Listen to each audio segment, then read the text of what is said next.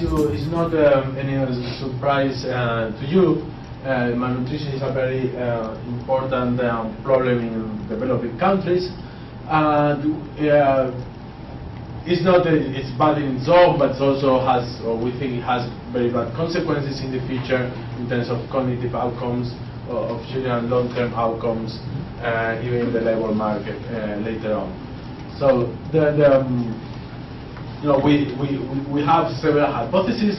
Probably they are all why malnutrition is so important. It's probably a mixture of different combinations. They include lack of information about what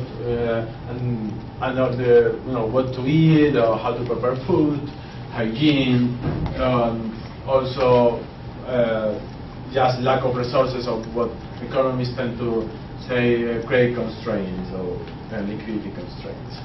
So there are and here probably in my literature review I'm missing a lot of papers from the medical literature, though I really try hard to go into the medical literature databases and get papers on this.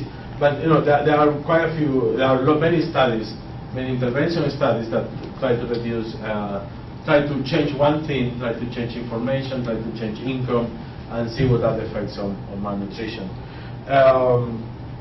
I focus here on some related to mostly information.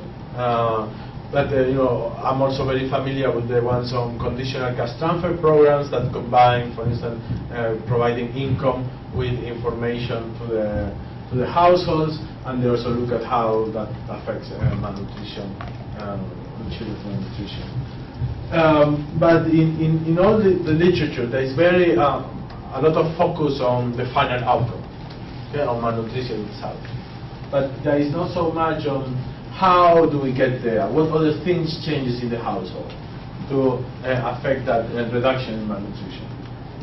So that's what most of the contribution of this paper will be on. Or what the most interesting results will be on what else changes apart from just the outcomes around it. And so what, in a way, like what other behaviors not directly targeted towards by intervention or by changes so that the household adjusts to this change in the information available. So this is important because it allows us to understand how other margins of well-being of the household is changing, and also allow us to see, okay, if we run this intervention in some other setting where these things cannot change, will I be able to think that the intervention will be as successful or not? So it allows us to think about external validity of the findings if we find out what other things change in intervention to make this possible. So, so like I said, in this paper, we investigate how household responds to provision of information, and we focus on outcomes beyond child health, mostly household consumption and labor supply. And we focus on labor supply because if we think that household consumption changes, that has to be funded some way, and has to be, if it's a change, permanent change in consumption, then it has to be probably through household supply, because it's not feasible to think of savings or transfers or any other means as a permanent response to consumption. So we put forward a simple theoretical model of household behavior. This is like a very economic model, and so I'm not sure where I will spend a lot of time on that. But at least I will discuss a bit the predictions of the model and what are. We test these predictions exploiting a randomized control trial, cluster randomized control trial in rural Malawi, where there was an intervention where mothers were randomly chosen clusters.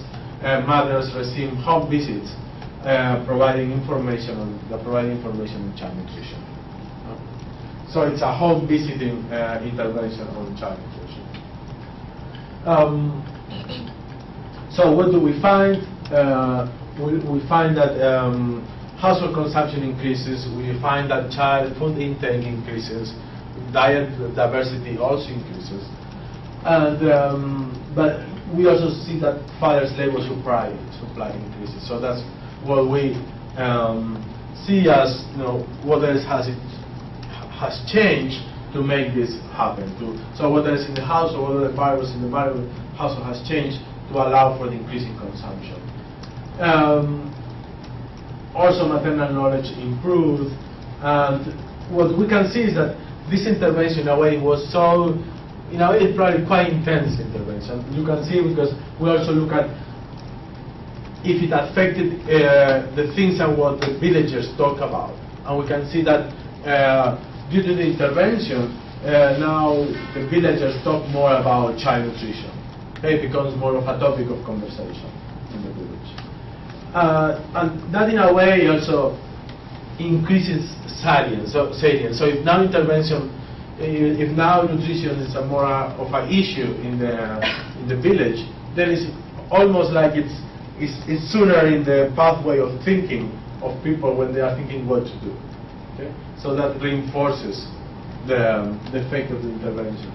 And we also look at spillover. So there were children that are neighbors of the children. So if there were children what we call sort of old children. These are children that were born before the intervention started.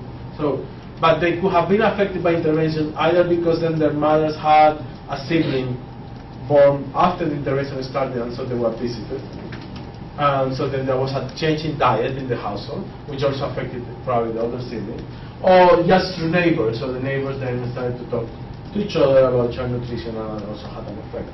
So these are children that in principle were not targeted by intervention, but that through communications or through household productions, it would have been affected. Did you say something about the father's labour supply? You weren't providing work. No. How did they increase? So when we look at most of the increase comes from secondary jobs. So they took on. They took on like extra secondary. Those extra secondary jobs seems to be small self-employed activities, and we can see in the data that there seems to be a kind of fluid labor market in this sense. Like people come in and out quite frequently from these activities. So it's something that presumably seems feasible that happened according to the description. And they increased the amount of time that they were working on their current job. That's the intensive margin, right? So the intensive we mentioned, okay, that probably is not well described. So what we wanted to mean there, but it doesn't mean it, is that they also increase the total number of hours. Okay. Yeah. So they increase the total number of hours, and in the extension we mean the secondary job. So in a way it seems like the household found more valuable now to work more, because they could see the higher payoffs of improving nutrition. So they work so they can provide money for food? Yeah. That's the intention? Yeah. That's the connection? Just a connection, yeah. But it wasn't an intention. So the intervention didn't do anything to improve labor supply, to improve number of hours worked. It was just the result of the household decision problem. Okay, I want to have more nutrition, I need to pay for that, someone needs to work more. Now,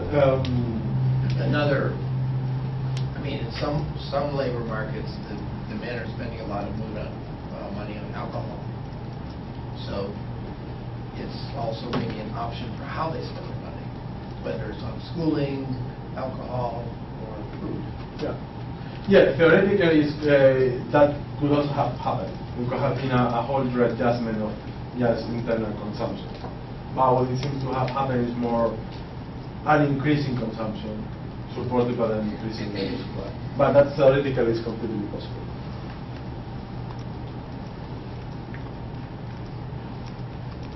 So the intervention was run by the NGO called Marijuana in the district of Mchinji in Malawi. Marijuana means baby, mother and baby, Chewa. And in collaboration with the Institute of Child Health at UCL, And the objective was to test the effectiveness of a cluster of the cluster randomized trial.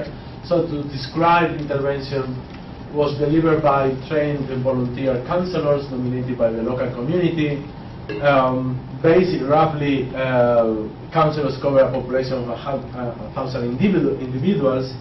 So supposedly they had to visit all pregnant women, all mothers in the catchment area, but in practice they ended up visiting 60% of them, according to the data that we collected. They would identify pregnant women and visit them once before birth, and then 4 visits afterwards. And what these visits were about, the first visit, it was about birth preparedness, HIV testing,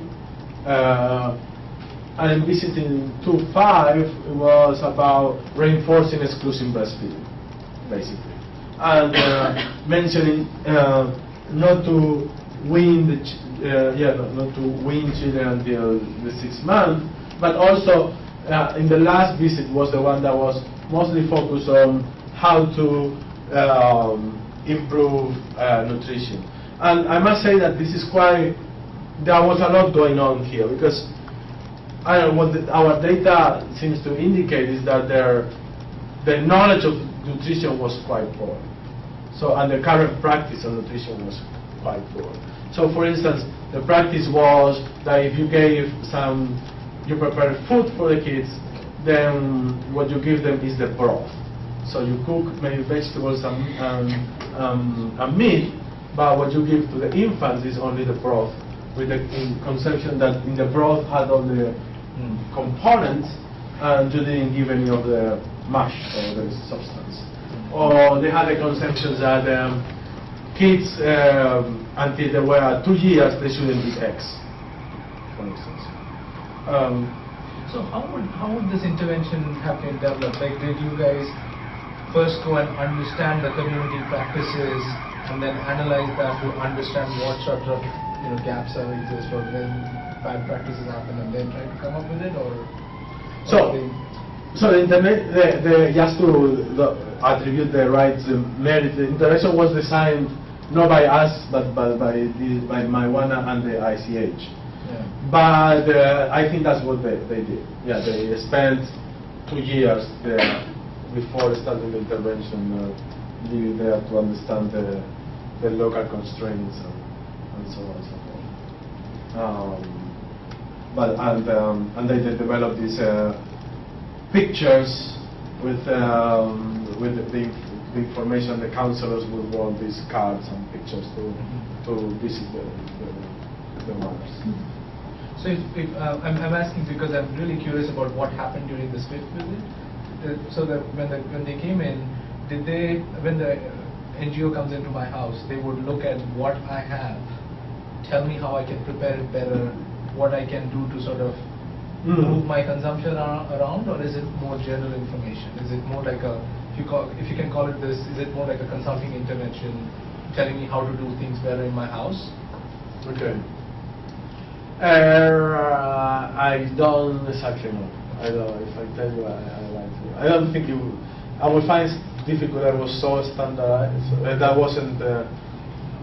That was such consulting, but maybe it was. I mean, I remember when I talked to people in intervention, they said, we don't. If someone is very poor, we don't tell them to not necessarily get meat, but we tell them, ground nuts are very good. Okay. And but that's, I think, it's.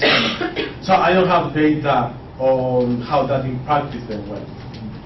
This was more a bit of my conversations with the ones that designed the intervention. And but to say that the 25% of the 25% was the one about the eggs. Then the children are given porridge with water just from the very first weeks after birth. So that was like very bad practice. And that's what these interventions are to tackle. So the design is that we have the district is divided in these 48 geographical clusters, and then within which more or less like 8,000 population each, and then in each cluster, sort of the middle was selected, around 3,000 population in the middle, and leaving a buffer area so that the rest would be a buffer area. So the study group is just the middle. Though if that's where the counselors went, but if someone then moved from here to there, we still try to get him. So we try to collect data. We try to follow everyone, but the counselors only went to those that had the baby in these clusters. So there were 12 intervention clusters and 12 control clusters, and other 24 clusters they were for another intervention called women's group that I will really talk about it, because it wasn't really focused on nutrition. So I just you know how the 48 groups do. So it's 12, 12, and then 24 with the women's group. What data we collected? So was great. So we used a baseline. So let me see. In 2004, before the intervention started, my one at the NGO collected a census of all women of reproductive age in the study areas. So we use that as our sampling frame and collect 2 waves of data in 2008 and 2009. So around 3.5 or 4.5 years after the intervention started. So it's a sample drawn from the census, and we only, after these 4 years, we only managed to contact 66% of the sample that we drew. Okay? And if we have time, I can devote time to discuss this sample loss. It's one of the things is that, of course, so there were several things that contributed to this sample loss. One is there was we don't know how much. One is people move, of course. The second one is, and then you cannot trace it. The second one is this happened. Our data collection happened right in the middle of the financial crisis. The pound just collapsed against the kwacha in a completely unexpected way. That made us compromise the budget very severely. So that didn't allow us to track respondents as we wanted to track. And the third is that in Malawi there are these things called ghost respondents. So households think that the benefits are paid per capita, and so the households try to invent new household members, so that then if there is any benefit coming, they get more. Okay? This is not that this is reported by other researchers, with other papers. It's not that it was only that we came with this to justify our sample loss. It's that other people have reported this thing of the ghost respondents, but we just still don't. So this could be people that were in the baseline census, but they were actually ghosts. But we cannot really say so much. When you go to find them later, you find out they died. I mean, honestly, it's true. They say they died. Well, what did they die? And then you got a totally fictitious information. The thing is that then it's not clear that people remember who the ghosts were when they when they were asked. They probably met the ghosts, by the way.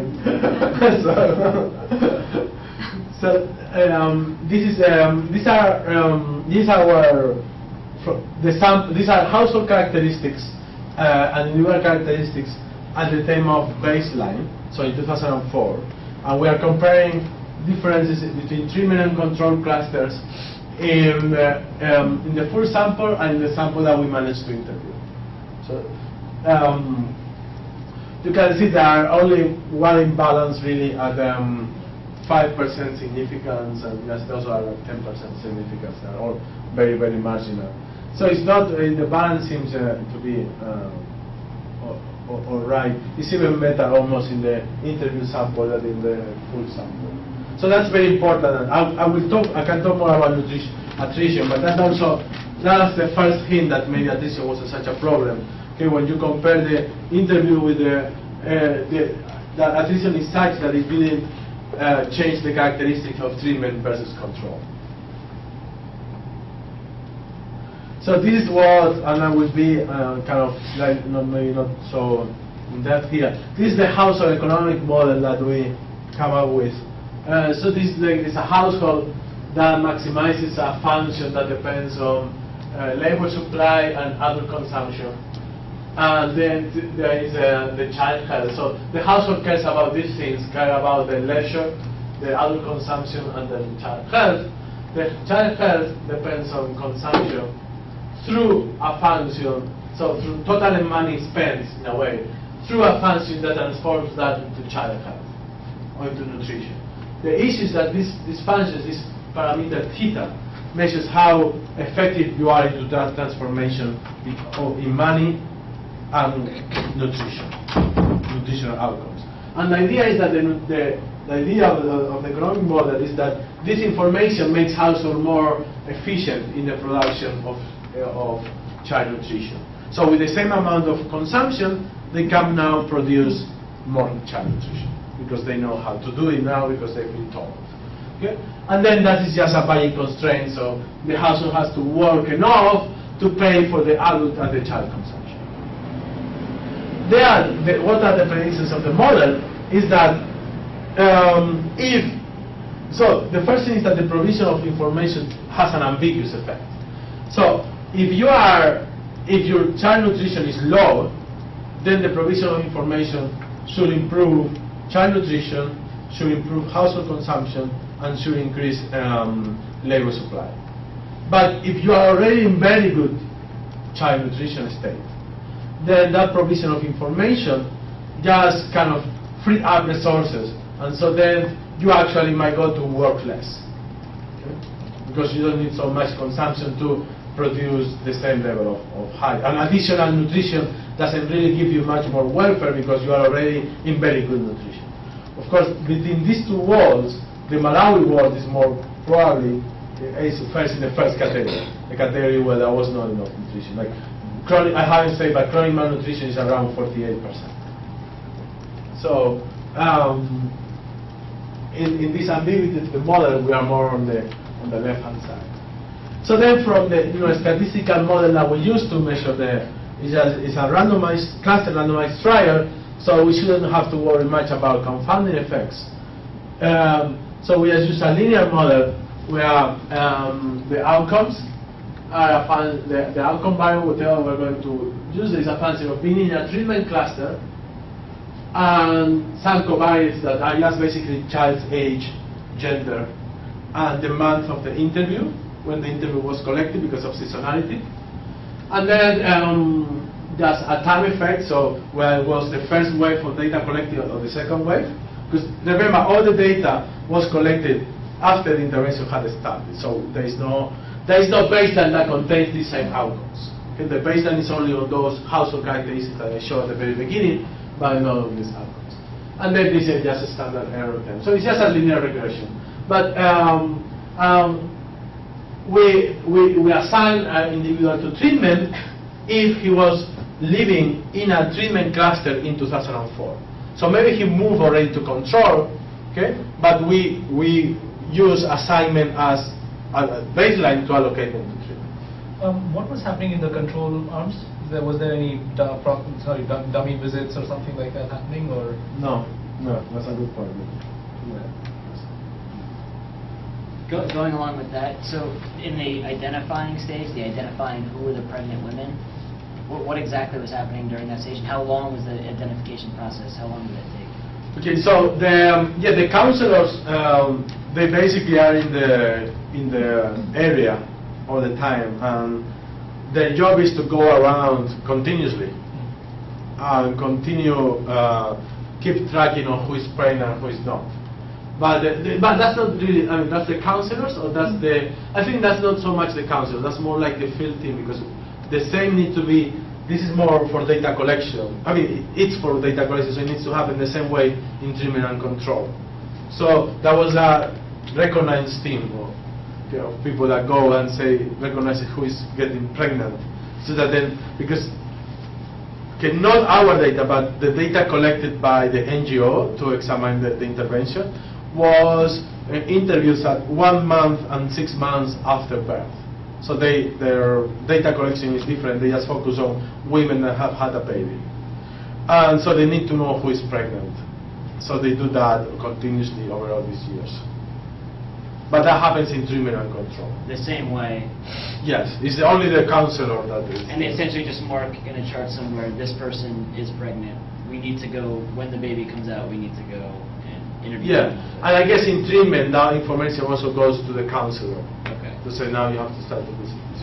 But, yeah, I should revise that to make sure if it is that the counselor found that she was pregnant or the field team reported that the pregnancy. But the field team operation, that's for sure. And do you know if it's the same, if the numbers look the same in terms of the number of women they identified as pregnant in treatment versus control? Yeah, so if we have time, we look at we look to see if the intervention had any effect on fertility. Okay, that's sort of what I was Yeah, thinking. exactly. And that it didn't seem to happen. There's a slight complication in terms of inference.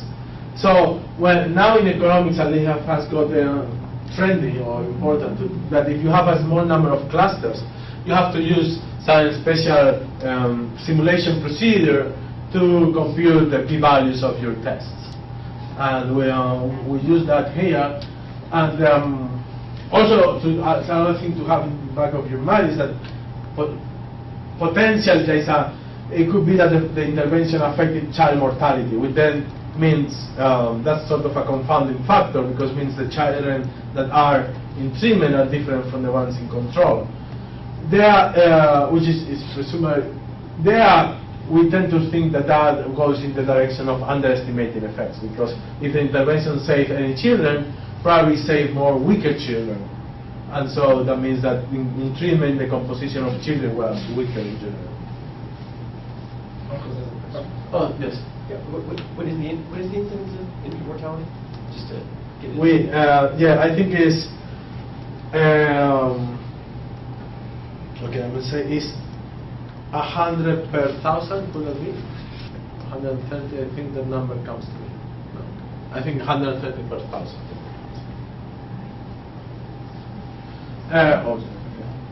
So this is okay. These are our results for food per capita for total consumption. So these are expressed in kwachas, which now, to give you an idea, okay, 2,000 kwachas was like 200 kwachas is like, here it is.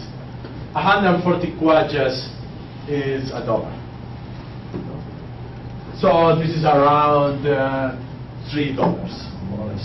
Increasing. This is the increase. This is the effect of intervention on total non-durable consumption, and this increase in intervention in food consumption. So it's almost like $3, a bit less. You can also see when you brought it by categories, it sounds to have increased protein intake, vegetables, but not so much staples or cereals, which is what you would expect that that the intervention will have improved. That's the mean at the bottom, yeah, for the control areas. Yes, exactly. That's the mean. Yeah, it's the mean for control areas.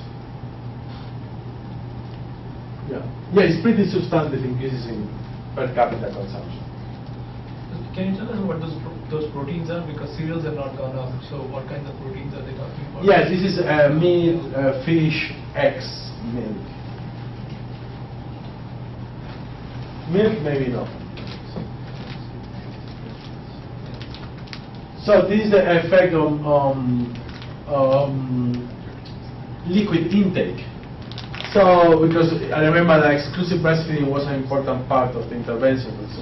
So intake of water went down in children less than 6 months, as you would expect if there is increasing exclusive breastfeeding. Though this is just any breast milk, so any breast milk, because just breastfeeding is very common. It's just that it's exclusive that it's not common. So that has something improved, and also like decrease in other milk that is not maternal under 6 months also went down. So exclusive breastfeeding probably went up for them. This is child food intake. So this is just number of foods, number of different foods. It's a kind of complicated thing. So this is this variable. This is it's 4 types of protein. So meat. So here we put meat, fish, egg, and beans. So this is just where the effect in the number of sources of proteins that they take in the last 3 months, in the last 3 days. This is the number of, this is just where this variable that is 0 if they didn't have any fruits and vegetables, 1 if it was fruit or vegetables, or 2 where they had both fruit and vegetables.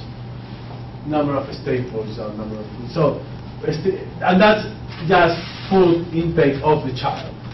That's not household consumption, that's just child food intake. That also went up. The effects here are less significant, the sample is smaller because this data was only collected in the second wave. So the sample here is smaller. And then here we get to labor supply. And let me focus on this chart and this part, which is the most interesting one. So this is just the probability that, this is for fathers. Okay? This is the probability that a child, the increase in the probability that a father work. So this doesn't really change. What it changes is whether the father had a secondary job or not. So now, as a result of intervention, fathers are 8 probability points more likely to have a secondary job. And this is increasing the number of hours worked. So the increasing number was 5 hours a month, as a result. A month or a week? Actually, no, a week, as a result of intervention. But, so interestingly, when you look at non-fathers, so other people over 15 that are males, okay, there is no effect. So the effect is only concentrated on the fathers. And there is no effect on the mothers or non-mothers. So it's all very targeted towards the fathers. So the non-fathers are part of the families where there was a child? Yeah. So they could be uncles, brothers, or something like that. But over 15. Yeah. So I think this is interesting because it kind of reinforces the idea that it was like was the parents that saw the need for more nutrition and saw more resources. And this is the anthropometric outcomes. So when you look at this is the C-score of height for age, C-score of weight for age, and weight for height. So for over 6 months old, the C-score of height for age went up by 0.2, which is not so. I'm not an expert on this, but in some meta-analysis that I've seen, for those interventions where you provide food directly, the average effect seems to be like 0.4. So this effect is smaller than those interventions that you provide food directly. Yes? Is that older than 6 at the time the intervention started, or at the time of measurement? No, this is at the time of data collection. Like baseline or Follow-up. follow-up? Yeah. Yeah, because all intervention is ongoing. So intervention started and we collect data when intervention is still running. But so all these children were exposed since birth, it's just that you measured Yes. them later in the Yeah. And this is the pooled sample from the 2 waves? Yes. Interestingly, weight for height went down, which I interpret that as something good, because if you look at the C-score in control, it's above the average. So it seems that the change is such that because of intervention, the mean gets closer to the norm in treatment clusters. Okay? So this kids seem to be a bit, I would say, I don't know how to, too heavy for, and so because of the intervention, I guess just because highly improved, wait for action to have it then go down. To me, it seems almost like an automatic effect, but I don't know, I'm an economist, I don't know anything about this. So if you have some insights on this, I will be most helpful.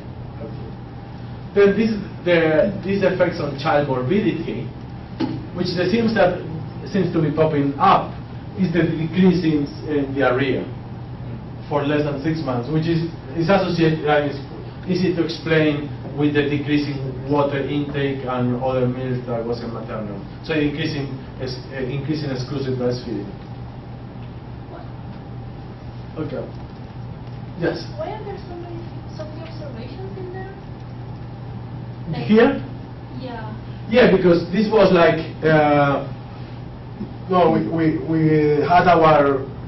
we collected data on our 1,660 households, and these are the ones that were less than 6 months. So, are the children from those households that had less than 6 months? Yeah, these ones. Yeah, so there were not so many children less than, because it wasn't that the data was collected during the intervention. It was at one point in time.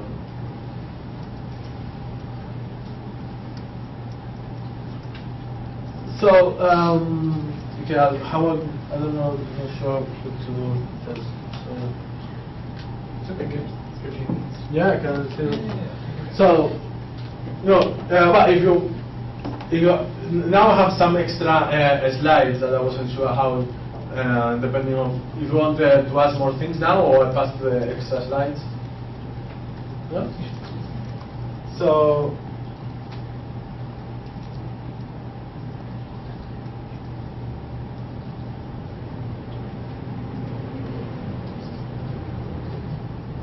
So these are, I find this interesting.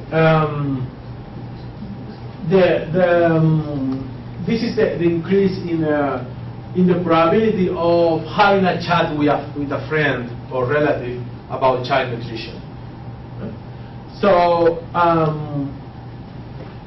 we break this by those that we call directly exposed, indirectly exposed. So directly exposed are those that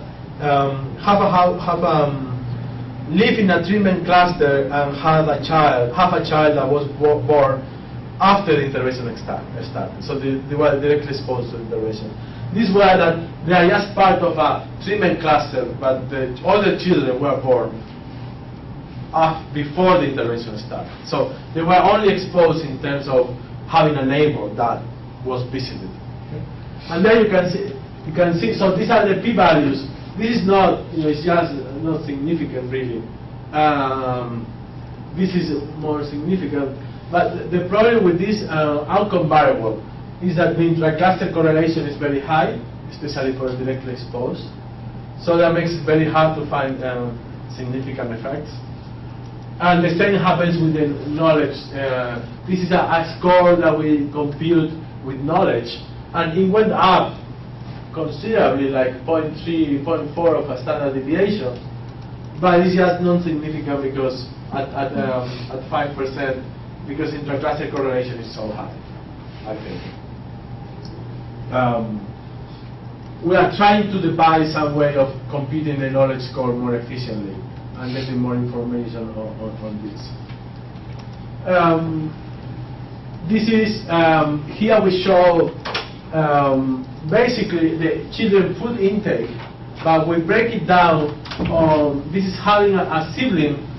So this is for those siblings, those children that were born before the intervention started but had a sibling born after the intervention started. So they had a sibling who was visited. Okay. So presumably the household itself changed food nutrition, and this is food intake of the older sibling. Okay. So proteins also seems to have gone up for the older siblings. So it doesn't seem like the other sibling there was discriminated. This is a bit less interesting. Let me go to the alternative explanations, because there were some questions about this. So we look at also whether there was any effects on child and adult health. Because maybe if the diet, if nutrition improved, that meant then adult health was better, and then what happens is that the household members were more productive and they could work more. But that doesn't seem to have been the case, at least according to these indicators of adult health. So it doesn't seem that intervention changed adult health. Then related to family planning and fertility, these are some indicators of using family planning. These are indicators of any modern family planning method, so there is no really significant effect here. And these are indicators related to fertility, and there's no significant effects either. Marcus, can I ask another alternative explanation question? So we know from some of the higher supplementation studies and stuff that improving the nutrition can also improve labor supply or productivity. How would you sort of try and separate those two out here in this case? Yeah, that's why we collected this data. Though it's not so. I don't know if it is. For instance, if you can walk easily for 5 kilometers. That's the health part of it. Yeah. But at the same time, you do find that much of the improvements in child nutrition came through the channel of labor supply, right? Labor supply increase, yeah.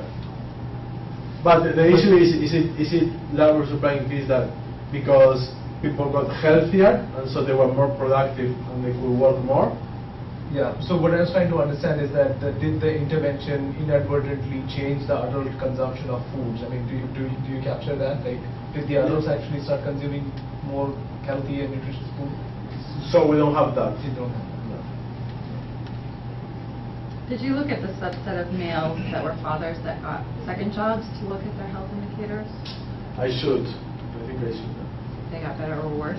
Yeah. Working more? Yeah. That's what I would.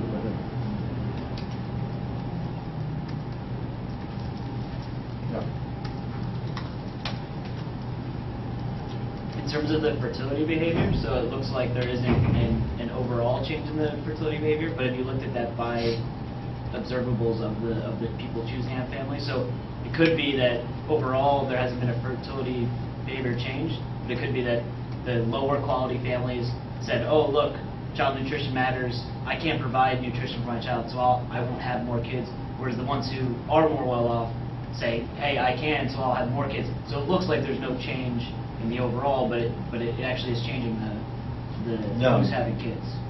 Yeah, no, I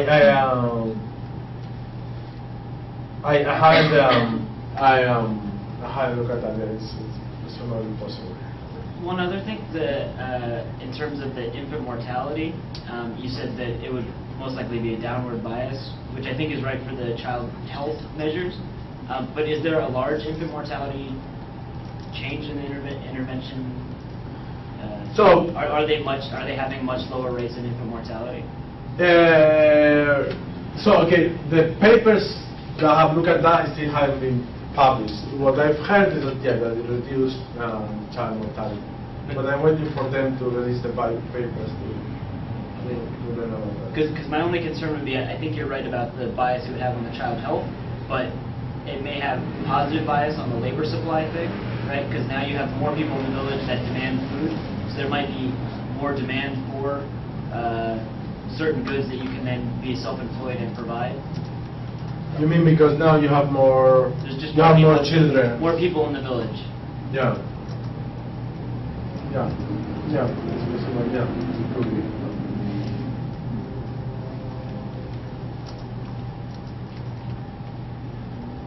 Then let me just spend a bit of time in nutrition, on nutrition, because it's an important part. As I said, doesn't really, when we look at the composition of those that when we look at where the balance between treatment and control change between the full sample and the interview sample, no, it doesn't seem to be the case. Not that in the interview sample, then in treatment they are, I don't know, they are older than in control or something like that. But this still is not completely convincing, because it could be that they were not different at baseline, but there actually something happened afterwards that made them different, and that is correlated with attrition. So there are a couple of things that we like, or results that we have mentioned that, in a way, I think talk in the direction that attrition is not such a problem. One is, we found that the older siblings living in treatment clusters were shorter. So, if we, let me go back a little bit here, which I didn't show it before. So here we have the anthropometric indicators, but for children that were too old, in the sense that they were born before the intervention started. So they were only indirectly exposed, mostly probably because they had another. So these, for instance, are exposed only because they had a sibling that was born after the intervention started. So it was just, so probably for this they just received the intervention. They were indirectly exposed, say, 2 years after birth, more or less, or 1 year and a half, something like that. For those, okay, you don't see any effect on anthropometrics, and if anything, the coefficient is negative. Okay? So it doesn't seem that the households that we found in treatment were particularly healthy, okay, with respect to control. Because if that was the case, then you would have expect on those to be positive. Again, also the fact that we don't find effects on non-fathers' labor supply, it also to us is kind of comforting, because if you have think that we kind of lost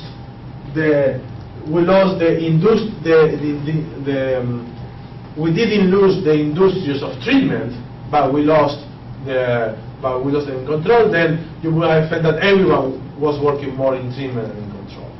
Okay? But the fact that we don't find it in non-fathers, for us is comforting.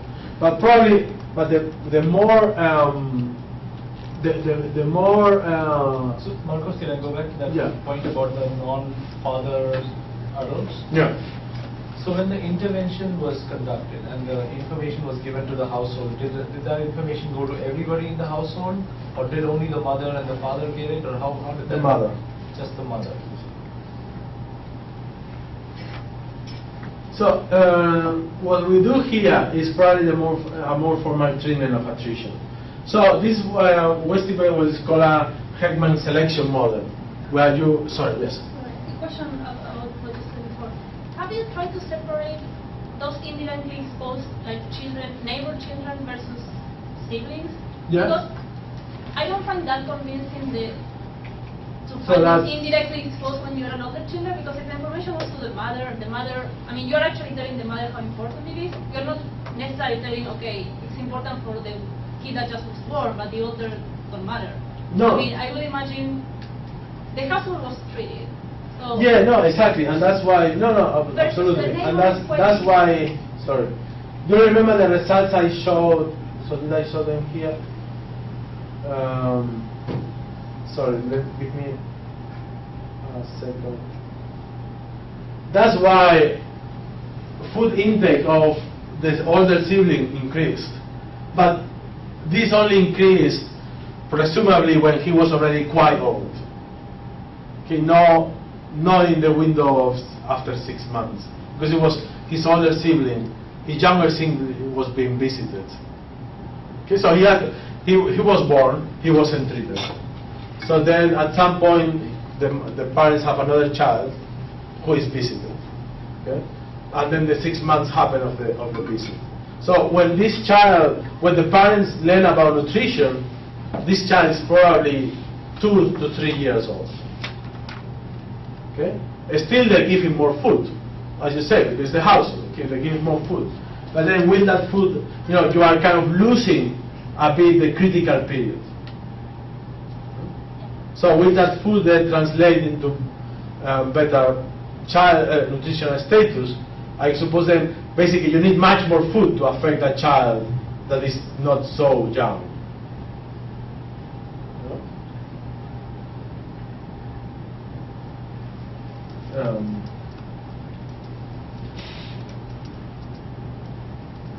So that's why we don't.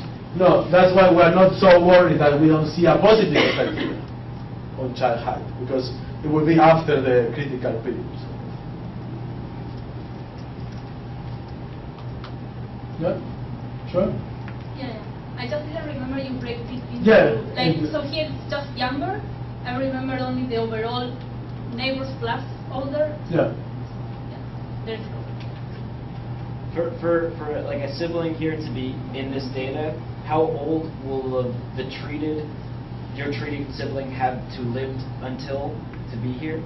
So is it like 3 months, and then you're going to be in the data, or is it? Of our young sibling or our? Or Just right here, yeah. So for me to be in the group of my younger sibling born after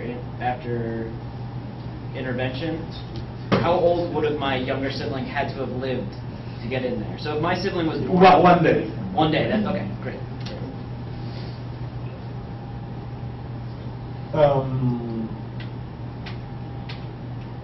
So then, so the more formal way of that we have of tackling attrition is that we estimate this Heckman selection model, where we say that the probability of being interviewed depends on the household, on the characteristics of the interviewer that were allocated to your cluster.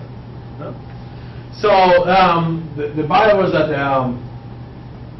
we selected was where the interviewer had lived in a household with a child, with a young child, thinking that he might know other households with children if himself is in contact with children. He might have more contact with health services or with the school. Well, school is still young, but with health services. So he has maybe some more connections to get to other households that have children.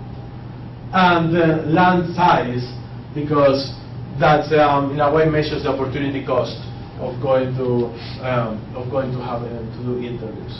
In a way, it's important to understand here because this important detail is how the field interviewers were recruited. Yeah. But you could also look at that as not just networks as you would think about. You could also think of them being intrinsically more motivated to do it.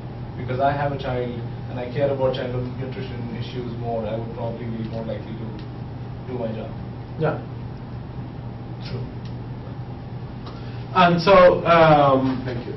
And so then, so the interviewers here, you would be very worrying if this was a central pool of interviewers that then someone decided to allocate to different clusters, because then you would maybe allocate, your best interviewers to more difficult clusters, which otherwise were more difficult, and so then the interview characteristics are not really exogenous. Okay?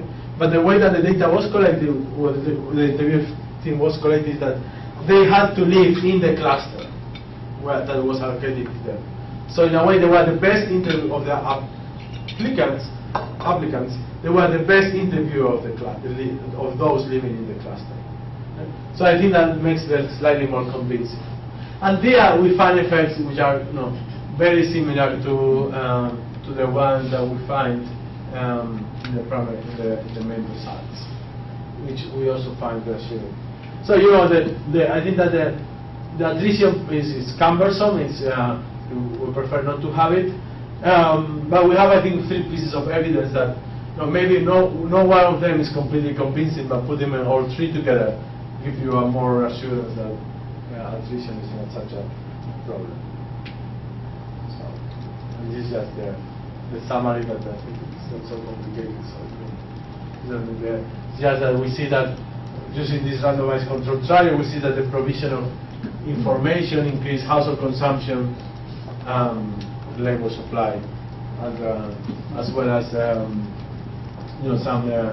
some other things like where people talk about nutrition, and this is also yes. Before we run out of time, I have one question that's more sort of public healthy type of a question. Information campaigns have been done for a long time in developing countries. Most of them have been less than as effective as, I mean, in this case, the effect size is, if you look at it, about half as much as just giving food to people. That's a pretty large effect. Yeah. How do you sort of reconcile the two? I mean, what is unique about this way of doing providing information that's so different from, say, the polio campaigns? So, okay, that's an extremely interesting question. I think there were first things. One is a home visiting. So, you know, it's hard to escape. It's not something that is in the background, like in the radio or something like that, but it's something that comes to your house and there is more the information. So that's quite intense. It goes on for a long period of time. So it has gone on for like 4 years. So that means it starts to get more of an issue in the village. The whole thing. And you can see how then people talk more about nutrition in the village. So that kind of increases the salience of nutrition. You know, it's like a very repetitive topic in a way. No, but I think that's also is important. And then this, I don't know how important this is. Actually, I would like to run a trial where I actually try this. Is where the fact that there were local people from the local community, you know, has any, where it's better or worse. That I don't know. In the sense that maybe people tend to believe it more if someone from the local community tells it. Maybe they tend to believe it less. That I don't know. But I think that it went on for a long time. That's, to my hands, that's probably the most important. Time. But that's completely, you know, that's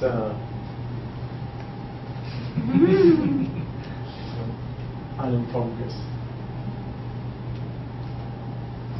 In a growing child, if they are being starved, they will preserve their head circumference over their length, over their weight. What that means is their weight will fall off first, their length will fall off second, and their head circumference will fall off last. But when you start refeeding, this suggests that the length increases first, overweight. And it may be that some of the weight they had was malnutrition weight, which is maybe fluid and other things, so that they're replacing some of that with, you know, muscle mass and other things. So it's possible that, I mean, you'd have to look at it more closely. That might be an explanation for that one. Okay, so the thing is that they were replacing bad weight for good weight. Exactly. And their growth was shooting off. Okay. Certainly in the first, if you're going to add calories, you want to do it as early as possible. I mean, 6 months, very few, well, there are places where babies under 6 months are starving, but it's because their mothers are. But it's hard to find babies under 6 months that are really starving if they're breastfeeding and successful and the mother doesn't have HIV and everything else. But as they start to pass that stage, that's where you would want to add the calories, somewhere between 6 and 9 months and up to 2 years. That will be your biggest effect, I would think, wouldn't you think? Yeah, and if you are continuing to breastfeed from 6 months to 12 months, you're adding extra calories that are much cheaper through breast milk than if you try and give the same amount of calories to a 2-year-old or 3-year-old where you actually have to buy the food. So I can see why you have a bigger effect in your target baby than the sibling, because breast milk calories are a lot cheaper. The longer they can. The places I've been, the kids don't start getting strong until they have to compete for food. So once they get down, and the weight and they pick up parasites. Could be an issue of calories versus vitamins, minerals. Right? You can, vitamins, minerals with adequate micronutrients, you can gain height, but it's hard to put on weight if you just don't have calories. And also the fact that they're having more proteins like meat or eggs, does that enter in some way or no? Right, because it helps with fluid retention and ascites, right, which would cause... I would guess that eggs was probably the answer there. Eggs and maybe beans, I don't know. Well, you had pulses on as one of the Yeah. proteins, which isn't giving you a ton of protein. Isn't. But Some, yeah. not like eggs. Yeah. So the fact that eggs you think could be very good could have a big effect in this sense. Yeah. Because that will allow you to not retain so much liquid and grow more. What's an animal protein versus a vegetable protein? Yeah. Thanks for this call. That's very good. Excellent. Thank you everyone for coming. Thank you.